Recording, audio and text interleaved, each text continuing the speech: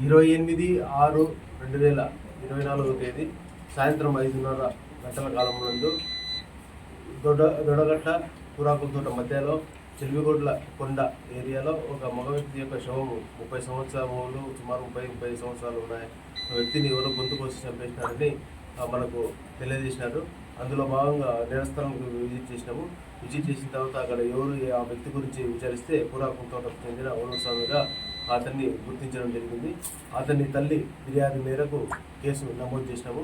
దీనిలో ఎవరైతే చంపినారో ఏమనే సమాచారం కనుక్కోవడానికి మన కుంది పిఎస్ఐ గారు, తర్వాత కమ్మదూరు ఎస్ఐ గారు, మన సిబ్బంది, మా పోలీస్ స్టేషన్ సిబ్బంది అందరూ కూడా విచారణ చేసి అతన్ని పట్టుకొని అతన్ని విచారణ చేస్తే అతన్ని వచ్చి వాళ్ళ సొంతము అక్క తమ్ముడే ఇతని వీళ్ళవాడు.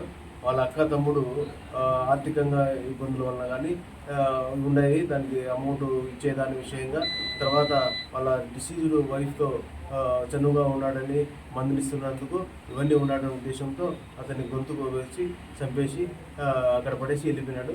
తర్వాత ఈరోజు అతన్ని అరెస్ట్ చేసి అతన్ని కోర్టుకు హాజరుపెట్టారు.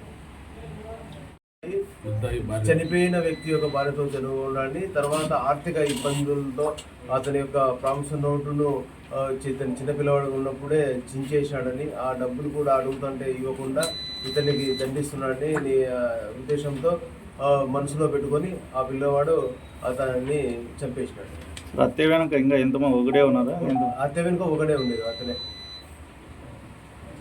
ఇరువురు కూడా ఆ రోజు నేరస్థలం జరిగే రోజు నేరస్థలం పోయేటప్పుడు ఇద్దరు కూడా ఒక 2 వీలర్లో పోయినారు. 2 వీలర్లో పోయేసి అక్కడ కొండ దగ్గర తీసుకుపోయినారు. మద్యం అతనికి బాగా తాపించి ఈ విధంగా అతనికి ముందుగానే ప్రాణంగా పోయినాడు. కాబట్టి